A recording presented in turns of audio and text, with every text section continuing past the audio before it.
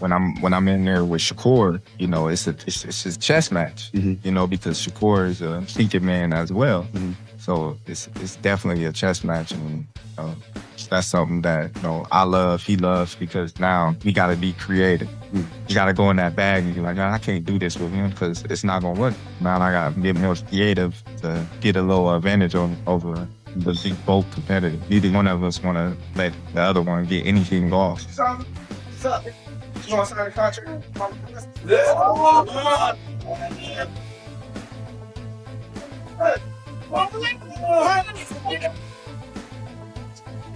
Everyone saw Terence Crawford interrupt the press conference, grab the microphone, and publicly warn Teofimo Lopez that Shakur Stevenson would pick him apart. To casual fans, it looked like pure confidence, the pound-for-pound king stepping in to protect his little brother. But insiders say the real story is very different, and it has sent serious shockwaves through Shakur's entire camp. At first glance, for me, it seemed like this was not going to be a very good fight, that it was a fight that had a real chance to be a snoozer because of the way both of these guys fight. But during my live stream, I got some information, I won't say information inside because it was on a live stream, about Teofimo Lopez that I found very interesting and may make the fight a lot more exciting. Because there's two things about Teofimo Lopez that Shakur Stevenson really has to worry about. According to people close to the situation, everything changed the moment Crawford watched leaked footage of Teofimo's private sparring sessions. Reports claim Crawford was left completely speechless. He reportedly stared at the screen and said, "I've never seen him look this scary." While the public saw a confident mentor, the reality may be that Crawford became genuinely worried that Shakur is walking into a trap against a version of Teofimo Lopez nobody expected. Tim Bradley said that he feels like Shakur Stevenson can hurt you. Not necessarily with power, but by frustrating you, controlling the distance, nullifying your offense, just making you look bad. He said that he feels like Shakur has superior boxing IQ compared to you. That's cool. That's his opinion. That's cool. Everybody has an opinion like an asshole.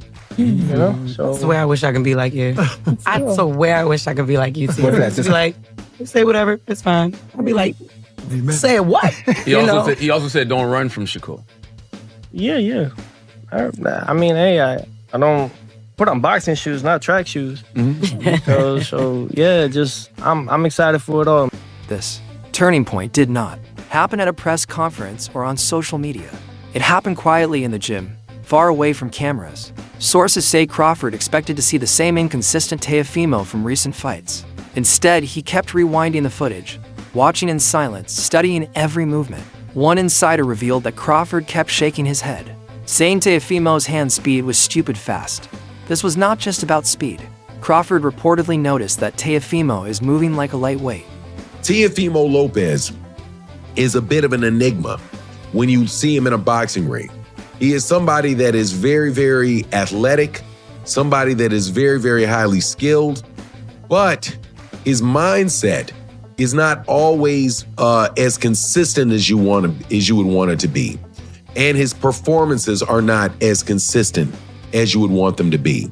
When he fought against Vasily Lomachenko, he looked like a very tremendous fighter against Vasily Lomachenko. I think he won that fight, looked very good, all of the above. But then you see him come back against George Kambosos, and it's like a totally different fighter. He winds up getting beat by George Kambosos, goes up to 140 pounds. Then he gets a shot with Josh Taylor, who was a former undisputed champion, but really still considered the man at that division. And then he goes about completely dominating and outclassing Josh Taylor, who many people believe was a pound-for-pound top fighter. But then he comes back and he fights guys like Jermaine Ortiz, and he fights guys like Sandor Martin, and they just look like fights that he underwhelmed, and he fought to the level of his competition. So with Teofimo Lopez, that's what I always worry about. And don't worry about his talent or his skill or his ability. I always wonder whether or not what level he's going to fight at, and whether it's just going to be right about the level of the guy he's fighting. And as a result, the fight's going to be close. But carrying the heavy power of a welterweight, the concern was deeper than physical ability. It was the realization that Teofimo is not preparing for a boxing match. He is preparing for destruction. Crawford allegedly pulled Shakur aside immediately and delivered a serious warning. This dude is a beast right now. If we don't match this energy, this could get ugly fast. Suddenly, the press conference moment made sense. When Teofimo tried to get in Shakur's face and trigger an emotional reaction. The advantages that Teofimo Lopez has in this particular fight is that Teofimo Lopez, really is somebody that is unique in the fact that he likes to fight southpaws, likes to fight guys that have an opposite angle of what you usually get. And look back to the fight that he had with one of the best fights that he had in his career was with a southpaw in Vasily Lomachenko. And so you have to know that he can fight at the level of Vasily Lomachenko at the southpaw, in the southpaw stance. You have to say, okay, well, man, what is that going to mean for the Shakur Stevenson fight? Not that Shakur Stevenson and Vasily Lomachenko fight a lot at all, fight a lot alike at all. They do not fight alike at all, but still the angles and the common problems that are caused by southpaws exist when you fight Vasily Lomachenko and Shakur Stevenson. Also, Teofimo Lopez showed that on his big fight night, that he was able to show up on his big fight night, right? So you look at the difference between the Teofimo Lopez fight with George Kambosos. He might have felt like, hey, this is a walk in the park.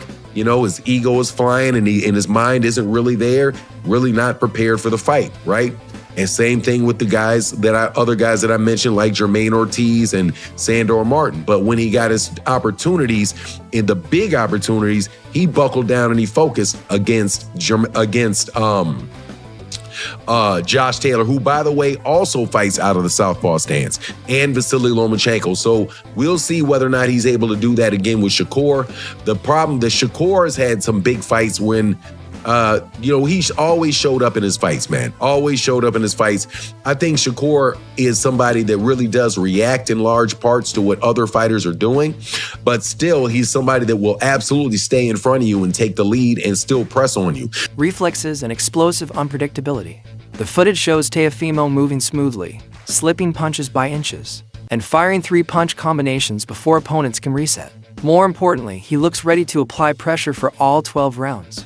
Because of this, Shakur's camp has shifted into military-level intensity. Crawford has taken control, bringing in aggressive sparring partners who hit hard, ignore Shakur's power, and force him to fight under nonstop pressure. Man, I don't think none of these dudes is on my level when I'm at my best, so he got a lot to deal with come January 31st. So without giving up too much, when you look at him as a professional and you see what he's done, the fights he's fought, his style, what is it about him that you are going to exploit? I think he the truth. He do a lot of things well. I think he flashy. I think it's just some basic stuff. Where I feel like he make mistakes, and I think I'm gonna capitalize off those mistakes. What is it about you that has you, looking at a fighter that is the truth, and then saying, I want to fight him?